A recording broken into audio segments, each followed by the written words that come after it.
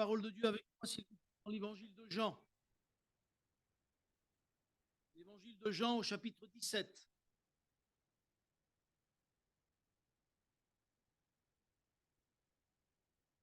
L'évangile de Jean, chapitre 17, et à partir du verset 9.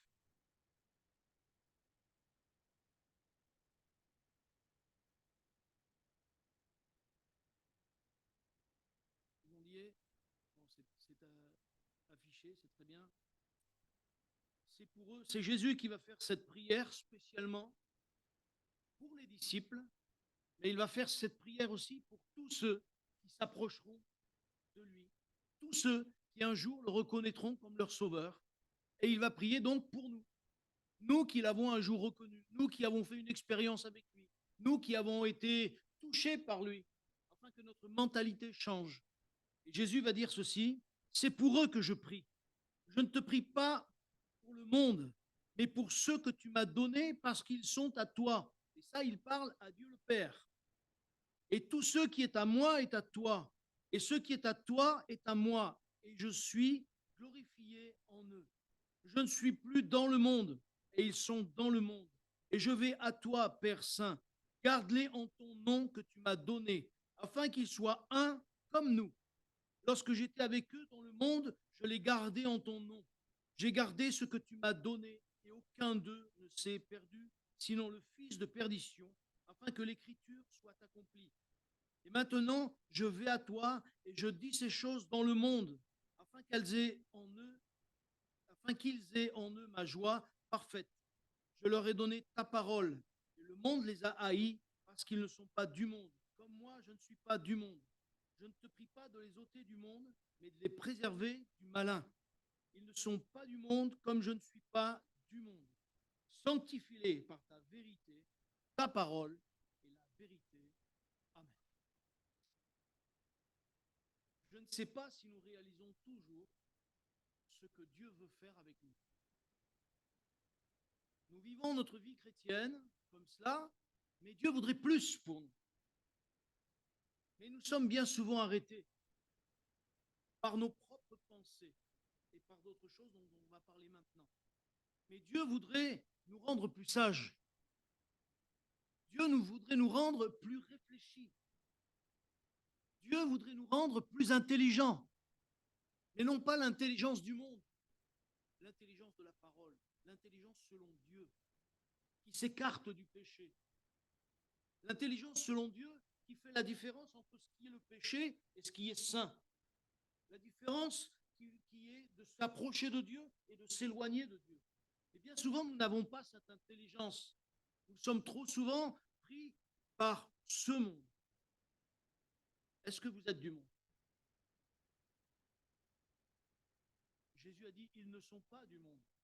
Oui, mais justement, je vais y venir. On vit dans ce monde et c'est ce que Jésus veut.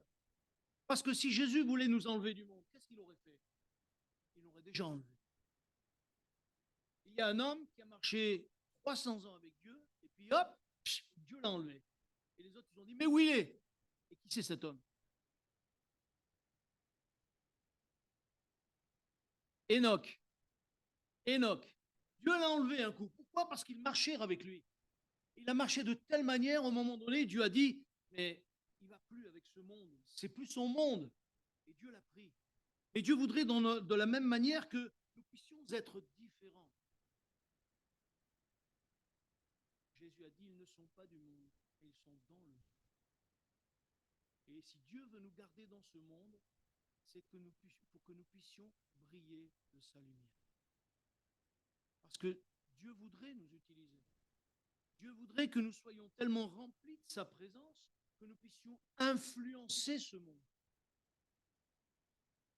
Le problème, c'est que notre foi, elle est fluctuante.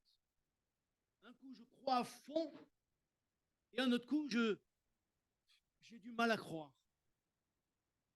Dans des choses simples, on a du mal à croire que Dieu est avec nous. Pourtant, Jésus l'a dit, il est avec nous tous les jours, jusqu'à la fin du monde. Et on le voit, quand on passe dans la difficulté, quand on passe dans les problèmes, des fois, quand on est passé loin des problèmes, on dit, mais comment j'ai fait pour traverser cette difficulté? Je ne sais pas comment j'ai fait, je me serais perdu, d'autres se seraient perdus. Et nous, on est encore là, on se demande pourquoi. C'est parce que Dieu nous a gardés. Dieu nous a gardés jusqu'à ce jour. Je crois que nous devons réaliser que si notre foi est fluctuante, c'est parce que notre esprit est bien disposé, mais notre chair. C'est ce que Jésus va dire. Oui. Ah, plus près du micro. Pardon. Au fait, bonjour à ceux qui sont sur Zoom. Excusez-moi, je ne pense pas au micro toujours. Hein. Moi, le micro, c'est que j'ai tendance à parler avec les mains aussi. Vous voyez. Alors, comme je disais, pourquoi notre foi est fluctuante? Jésus l'a dit lorsqu'il se retrouvait à Gethsémane, quand il a dit aux disciples, venez prier avec moi. Il a dit, l'esprit est bien disposé, mais la chair est faible. Mais comment ça se fait que notre chair est si faible que ça? Et c'est ce soir ce à quoi je voudrais vous parler. Nous devons réaliser que si nous sommes faibles dans notre foi, dans nos comportements, dans nos engagements, c'est parce que bien souvent, nous nous laissons influencer. L'influence que le monde a sur nous. Et j'aimerais lire avec vous, s'il vous plaît, dans l'Épître aux Galates, où justement il est parlé de cette influence. Et on se rend compte que cette influence-là, elle est même dans les origines, j'allais dire, déjà dans le début de la foi, il y avait l'influence qui était là. Galates chapitre 5, s'il vous plaît, et à partir du verset 5. L'apôtre Paul va reprendre les Galates parce que justement leur foi, ils avaient une bonne foi, une foi entière, une foi complète, et puis leur foi, elle commence à vaciller, elle commence à, vous savez, comme je disais, elle était fluctuante, elle devenait fluctuante. Pardon? Ben justement, on va le lire, mon frère. Laisse-moi finir. Laisse-moi finir, mon frère. Laisse-moi aller jusqu'au bout de la pensée. D'accord? Notre foi fluctuante, voilà ce qui est dit l'apôtre Paul au chapitre 5. Pour nous, c'est de la foi que nous attendons par l'Esprit l'espérance de la justice. Car en Jésus-Christ, ni la circoncision, ni l'incirconcision n'ont de valeur, mais seulement la foi qui est agissante par l'amour. Vous courriez bien. Qui vous a arrêté pour vous empêcher d'obéir à la vérité? Cette influence ne vient pas de celui qui vous appelle. Un peu de levain fait lever toute la pâte. J'ai cette confiance en vous, dans le Seigneur, que vous ne penserez pas autrement. Mais celui qui vous trouble, qu'il soit, quel qu'il soit, il portera la peine. Pour moi, mes frères, si je prêche encore la circoncision, pourquoi suis-je encore persécuté? Le scandale de la croix est-il donc aboli? Puisse-t-il être retranché, ceux qui mettent le trouble parmi vous? Amen. On se rend compte que ces gens qui venaient troubler ces Galates, c'était des pharisiens qui s'étaient convertis, mais qui sont revenus à la loi et qui petit à petit faisaient les choses par la loi, disant que le salut, c'était plus par la grâce, ce n'était plus par la foi, mais c'était par la loi. Et ces gens-là, ils avaient un tel pouvoir d'influence qu'ils arrivaient à influencer les chrétiens de Galate. Le problème, il est, voyez-vous, c'est que en fonction des influences, si nous ne faisons pas attention, si nous ne veillons pas, si nous ne sommes pas sensibles aux choses de l'esprit, on va y revenir si on a le temps, eh bien, notre foi, elle sera fluctuante. Est-ce que vous avez remarqué que vous êtes influençable? Il y en a qui disent non, moi je ne suis pas influençable. Ah non? Attendez, on va creuser un petit peu, d'accord? On va creuser un petit peu. Certains disent non, non, moi je ne suis pas influençable. D'autres disent oui, moi je reconnais que je suis influençable. Et c'est bien déjà de le reconnaître. Parce que nous sommes tous influençables. Certains vont dire non, non, non.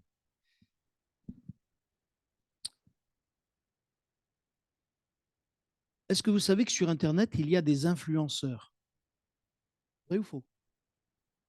Il y a des influenceurs. C'est étonnant ça. Moi, ça me choque ce nom. Ce mot-là, ça me choque parce que ça veut dire qu'ils influencent toute une population qui est dans les médias. Et les gens, ils font à fond. Et les gens, ils font des textos formidables, extraordinaires. Ils sont influencés. Alors avant, ils disaient, les chrétiens, c'est des moutons de panurge. Ils se laissent influencer. Mais eux, aujourd'hui, ils font quoi par les médias?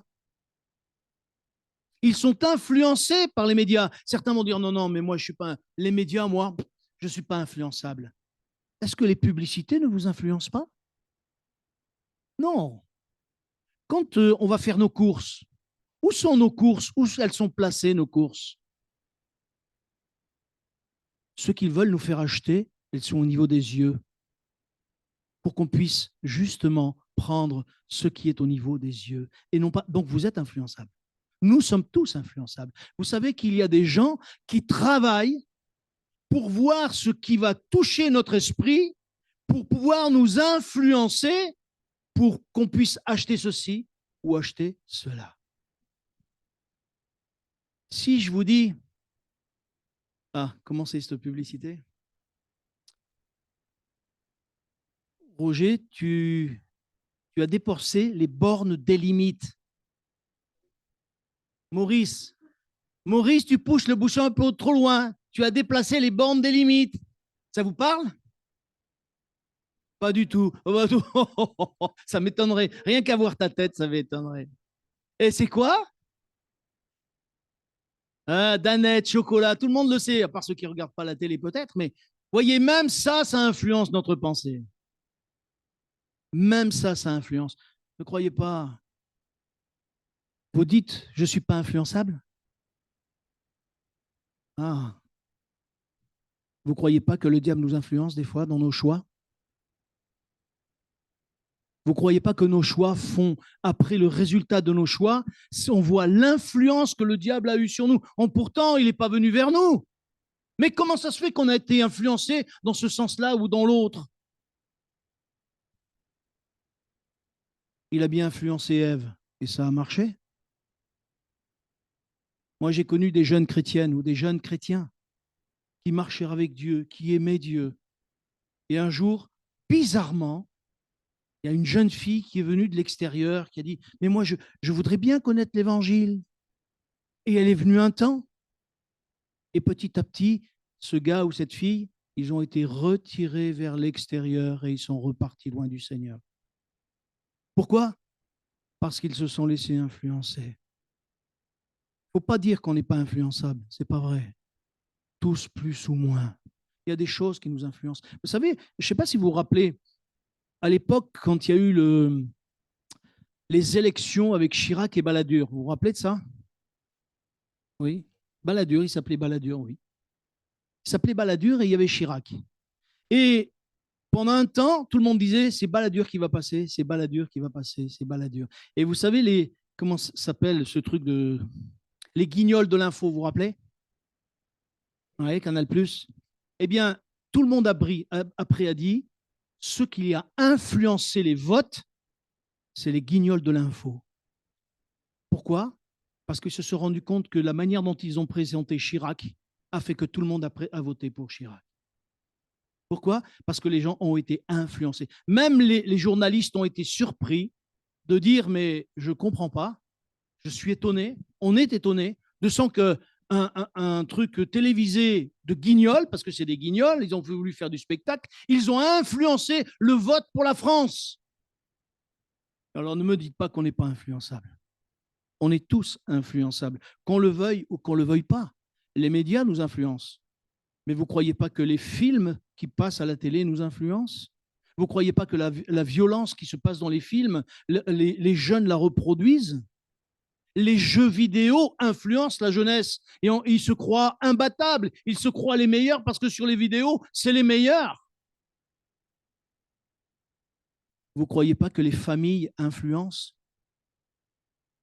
Est-ce que vous savez que la mère de Jésus a voulu influencer Jésus? Vous vous rappelez de ça? Ta mère et tes frères te réclament. Et il a dit, cours toujours. Exactement. Pourquoi? Parce que lui, il avait un but. La gloire de Dieu. Est-ce que nous avons la gloire de Dieu en but? Est-ce que nous avons vision? Nous disons avant tout, Dieu, En premier, Dieu. En premier, le Seigneur. Vous savez, nos familles peuvent nous influencer. Pendant des années, ah ben oui, mon frère. Pendant des années, quand on allait le dimanche après-midi, parce qu'à l'époque, il y avait des réunions le dimanche après-midi, nos familles, depuis qu'on s'était convertis, ils voulaient toujours nous inviter à midi pour pas qu'on aille l'après-midi à la réunion. Et nous, on dit non, on a la réunion l'après-midi. Ah, toujours votre réunion. Après, ils ont arrêté, bien sûr, parce qu'ils ont vu qu'on était. Et aujourd'hui, cette famille dit, vous pouvez prier pour nous. Vous pouvez prier pour nous. Mes frères et sœurs, ne nous laissons pas influencer, que ce soit par nos amis, que ce soit par nos familles. Vous savez, des fois, nos influences, elles sont mauvaises. Et j'aimerais le lire avec vous, s'il vous plaît, dans 1 Corinthiens, au chapitre 15.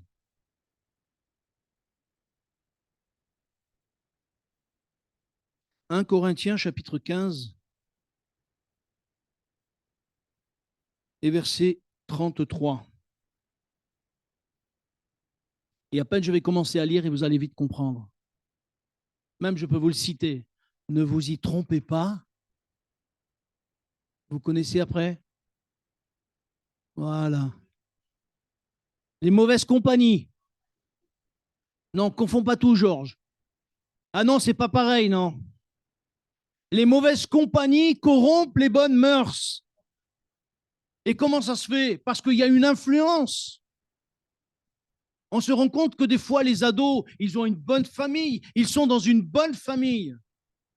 Et qu'est-ce qu'il arrive pour que du jour au lendemain, ils se trouvent avec une crête, avec des piercings de partout, avec des tatouages de partout, alors qu'à l'origine, c'était pas tout. Il n'était pas comme ça. Et les parents disent, mais je ne comprends pas.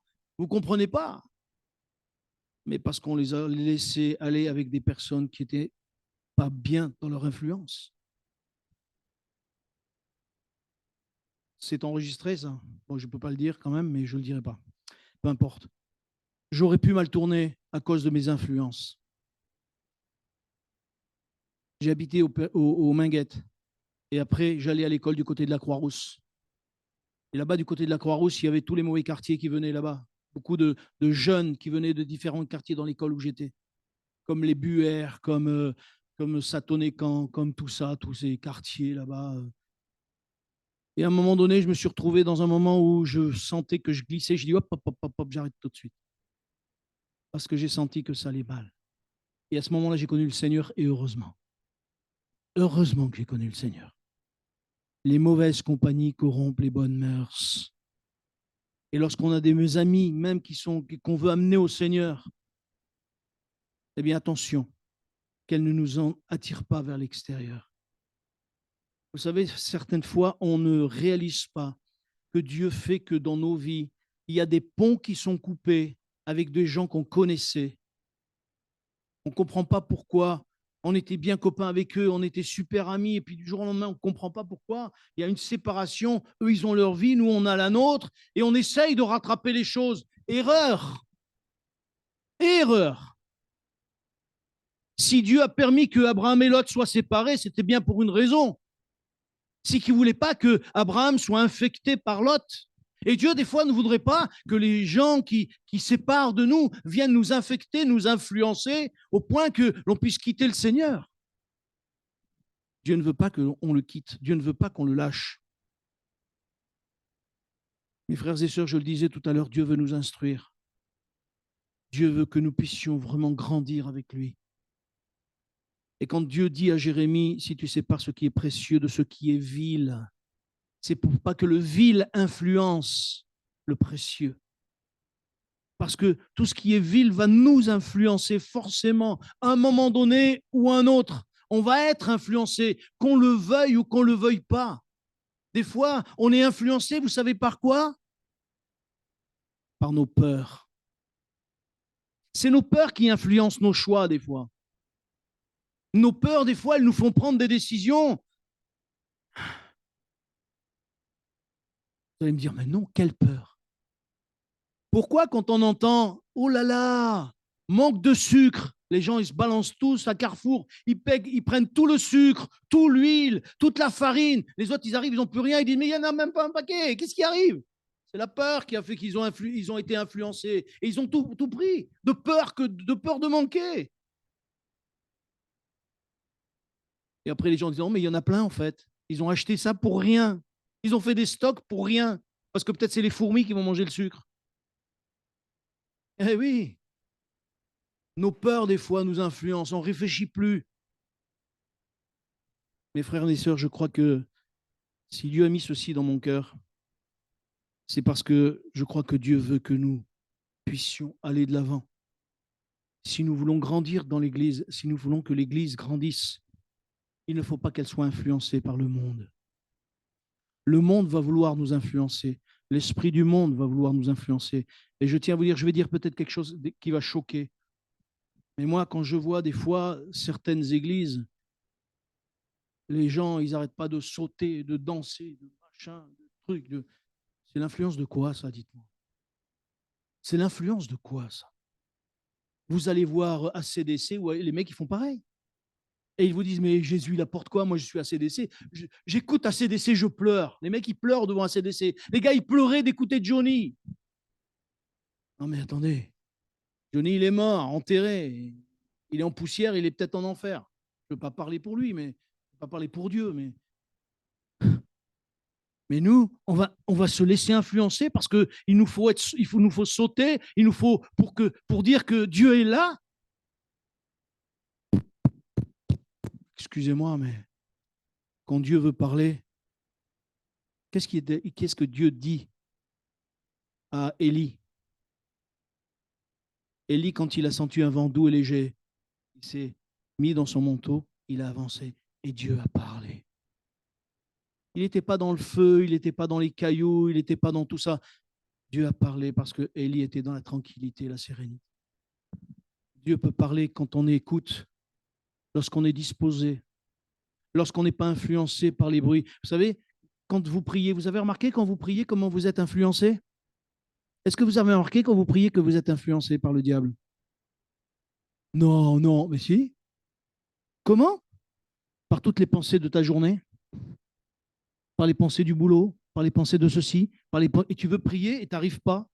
Et tu n'arrives pas, et tu dis, mais c'est pas possible, je vais réussir à prier ou pas? Et tu penses à ceci, tu penses à cela. J'étais en train de faire mon message, et d'un coup, mon boulot est venu. Le boulot de ceci, le boulot de cela. J'ai dit, mais j'étais obligé de me battre avec moi-même pour pouvoir chasser ces pensées qui étaient là, essayer de me couper de mon message.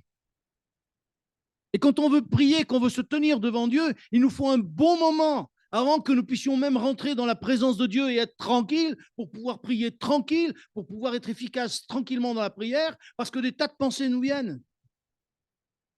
Sur un tel, sur un tel, sur un tel, sur un tel, sur ceci. Celui-là, il est malade, celui-là, il a le travail et ceci. Et quand ce n'est pas le travail, c'est les enfants. C'est qui influence tout ça, qui ne veut pas que nous prions? Et au bout d'un moment, on se fatigue et puis on dit, bon, je prierai tout à l'heure. Et après, tout à l'heure, on ne prie plus.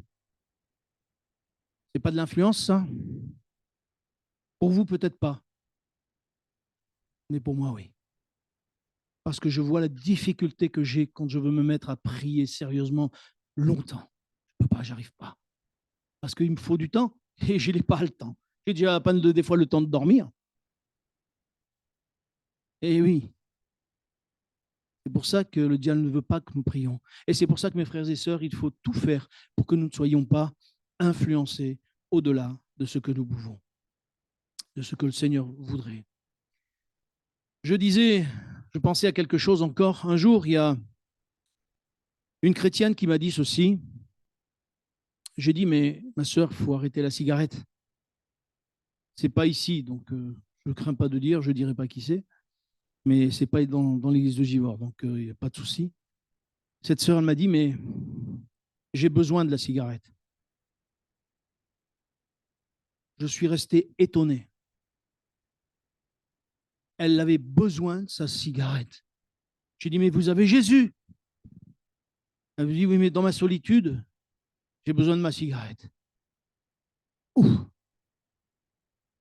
Voyez-vous, même ça, quelle influence mauvaise qui viennent infecter nos vies.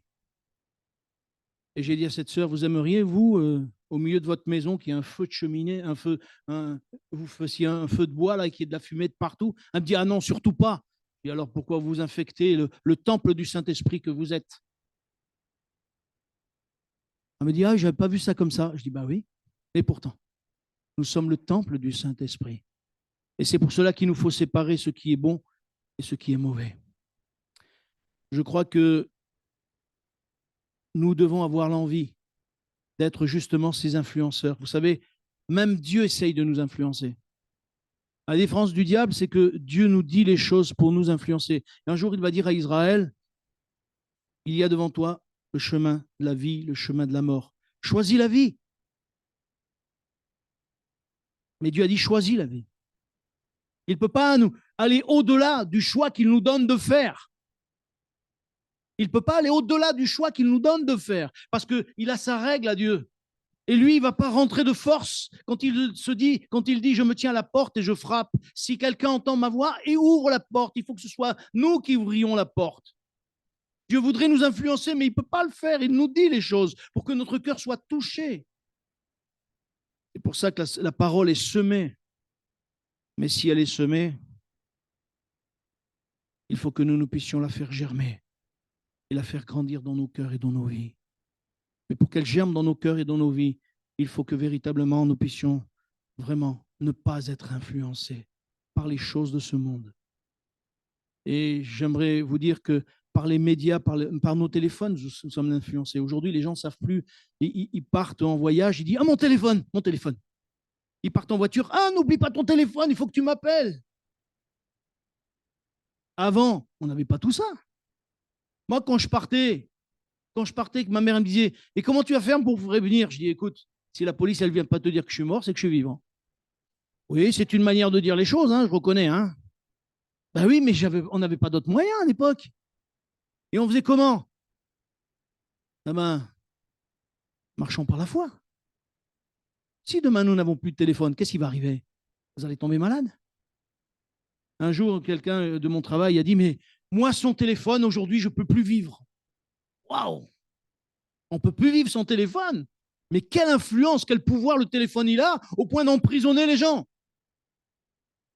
Est-ce que nous allons nous laisser influencer au point d'être bloqués dans notre foi à cause de notre téléphone, de notre télé que nous n'avons plus ou que je ne sais quoi, notre voiture peut-être? Peu importe. Vous ne croyez pas que Dieu peut pourvoir à nos besoins au-delà de tout ça? Mais oublions tout ça parce que nous sommes influencés par ce monde. Nous avons besoin, nous avons besoin, nous avons besoin. Et parce que le monde dit nous avons besoin, nous disons ah oui, j'ai besoin. Mais non, nous n'avons pas besoin. On nous crée des besoins. Et de créer des besoins, ce n'est pas une sorte d'influence? Eh oui. Maintenant, j'aimerais, alors que j'ai dit tout ça, et ça paraît bien tout noir, tout ce tableau, hein, je suis d'accord avec vous, hein, j'aimerais voir avec vous pourquoi, comment du moins, les influenceurs, qu'est-ce que ça rapporte aux influenceurs? De l'argent pour ceux qui sont sur YouTube. Mais quelqu'un qui influence les autres, comme les pharisiens qui voulaient influencer les Galates, leur ego. Leur ego, attirer les hommes à eux. Et on se rend compte que les hommes qui veulent attirer des hommes à eux, ils font tout pour les influencer, pour les avoir sous leur pouvoir, parce qu'ils aiment le pouvoir. Ça ne m'intéresse même pas. Bien sûr que j'aimerais voir une église de 500 personnes ici. Mais ce n'est pas mon église, c'est celle de Jésus-Christ. Et si Jésus a décidé d'en mettre 500, il en mettra 500. Il n'a pas besoin de moi. Excusez-moi, mais je vais vous choquer. Il peut prendre n'importe quel bourricot et de faire de cette église une église vivante extraordinaire. Vous savez que Dieu se sert, il s'est servi de tout temps des choses faibles pour confondre les fortes. Et de gens simples, il en a fait des gens extraordinaires. Pourquoi? Parce qu'il est Dieu. Et qu'il transforme le mal en bien et qu'il fait tout à merveille. Et je crois que ce qu'il nous faut réaliser, c'est que si nous nous laissons influencer par quelqu'un ou par quelque chose, eh bien, c'est parce que ça va apporter quelque chose à cette personne. C'est pour ça qu'elle voudra nous influencer. Dieu n'est pas comme ça. Dieu il veut nous influencer pour nous sauver. Il veut nous influencer parce qu'il veut notre bonheur. Dieu veut nous influencer parce qu'il veut nous donner sa paix. Lui, Dieu, il veut nous influencer pour notre bonheur, pour notre bien. Et si nous savons faire la différence entre le bien et le mal, nous allons pouvoir dire, Seigneur, aide-moi à me laisser influencer par toi et par ta parole. Dieu veut nous influencer par sa parole et par son esprit, mes frères et sœurs. C'est à nous, bien souvent, à nous laisser influencer par lui. J'aimerais maintenant vite fait voir avec vous quelque chose encore. Il y a des choses que je vais passer. J'aimerais lire avec vous, s'il vous plaît, dans le livre des Galates, toujours, et voir comment justement être vainqueur sur les influences. Galates chapitre 5.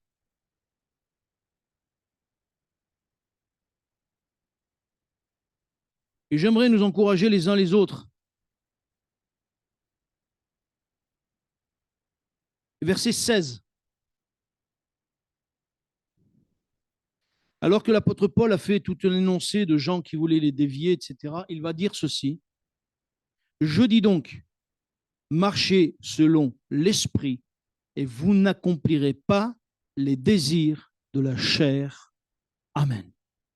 Le problème, il est souvent, c'est que nous sommes influencés parce que quelque part, nous aussi, nous avons un intérêt dans la chair.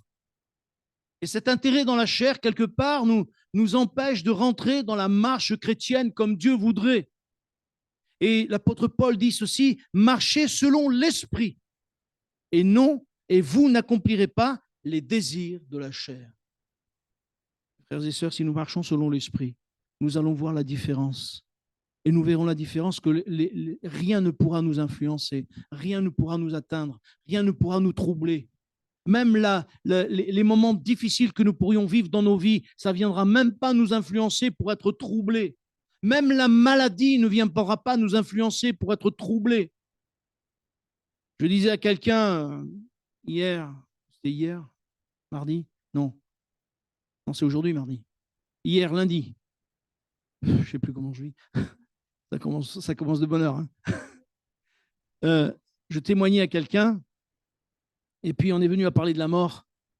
Et je dis, mais la mort, moi, la mort, ça me libère. Ça me renvoie vers mon sauveur. Elle avait de gros yeux, elle ne comprenait pas. Mais bien sûr, la mort, ça nous libère. Les gens ont peur de la mort. Mais la mort, on peut la saluer, on s'en moque, excusez-moi l'expression. On s'en moque parce qu'on retrouve notre sauveur. Alors certains vont dire, oui, mais la mort, mais c'est rien la mort. C'est une porte, la mort, qui nous ouvre enfin notre maison céleste. Notre maison céleste. Mais nous sommes influencés parce que toujours dans ce monde, il y a eu la mort, la mort, la mort. Ça fait peur, la mort, on ne sait pas où on va. Mais bien sûr, depuis des années, depuis des siècles, les gens ne savent pas où ils vont. Et ils sont influencés par les mauvais enseignements. Et je crois qu'il nous faut comprendre que si nous marchons selon l'esprit, alors nous serons vainqueurs sur les influences.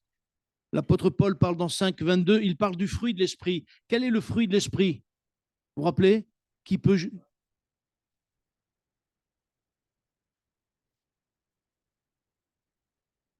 Merci. La maîtrise de soi. La maîtrise de soi. Comment vous voulez qu'on se maîtrise dans nos influences? Comment vous voulez qu'on se maîtrise alors qu'on peut être influencé par la télé, par les médias et par tout ça? La maîtrise de soi. Conduit par l'Esprit de Dieu. Et je crois que s'il y a dans nos cœurs, on marche par l'Esprit de Dieu, si on marche par les fruits de l'Esprit, alors véritablement, il y aura des choses qui vont se passer dans ma vie, dans ma famille, autour de moi et dans l'Église. Mes frères et sœurs, que nous puissions être influencés par son Esprit, vraiment par son Esprit, par sa parole. Dieu nous a donné les dons afin que nous soyons influencés par lui, que nous puissions influencer les autres. Le monde a besoin d'être influencé. Et Dieu veut se servir de nous pour influencer ce monde, pour que ce monde soit sauvé. Voudriez-vous être des influenceurs de Dieu? Waouh! Le monde essaye bien de nous influencer. Pourquoi on ne pourrait pas l'influencer? Pourquoi on ne pourrait pas les influencer dans l'amour, dans la bonté, dans la douceur? Pourquoi on ne pourrait pas les influencer dans la joie et dans la paix? Pourquoi on ne pourrait pas les influencer pour qu'ils soient sauvés comme Dieu le veut?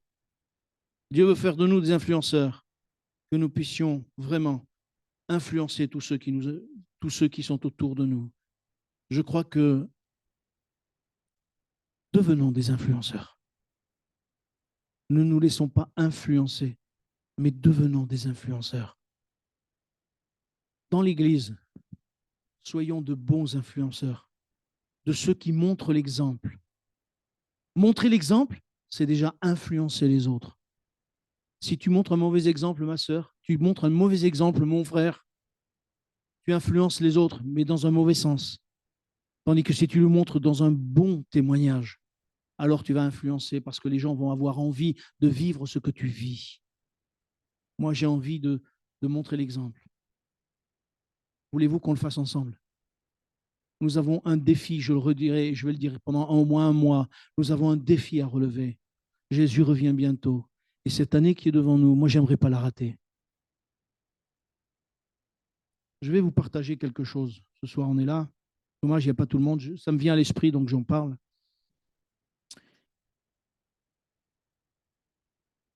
Vous avez déjà regardé les gars qui sont sur leur planche avec leur voile? Vous avez vu, c'est déjà comment on appelle ça, les planchistes, les surfeurs, voilà. Les surfeurs aussi, les surfeurs, ouais, pareil. Mais il y a des gars qui surfent avec une planche, avec une voile aussi, vous savez. Et vous savez ce qui compte, c'est que pour les uns, pour les surfeurs, c'est la vague qui est importante. Et pour ceux qui ont, c'est le vent. Et dans les deux cas, les gars, ils sont juste sur leur planche. Ils font rien d'autre. Ils attendent ou la vague ou le vent. Moi, j'aimerais vous dire, à Givors, en ce moment, va souffler un vent. Est en train de souffler un vent. Nous sommes sur une planche. Ne loupons pas la vague de Dieu. Ne loupons pas le vent de Dieu. Si nous faisons ce qu'il faut, alors nous allons voir que le Seigneur va nous pousser. Et dans cette vague, il va y avoir une vague de bénédiction. Il va y avoir un vent de bénédiction. Est-ce que vous voulez qu'on le prenne ensemble? Est-ce que vous voulez que l'on prenne ensemble ce vent qui nous poussera vers l'avant, qui nous fera découvrir Dieu encore davantage? Si nous voulons le prendre, ce vent, mes frères et sœurs,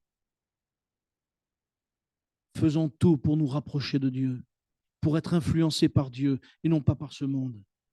Que ce soit Dieu qui influence nos vies, qui influence nos choix, qui influence même nos paroles, nos mots, nos pensées. Que ce soit Dieu qui influence tout ça. Et que nous puissions vraiment être ses témoins. Amen.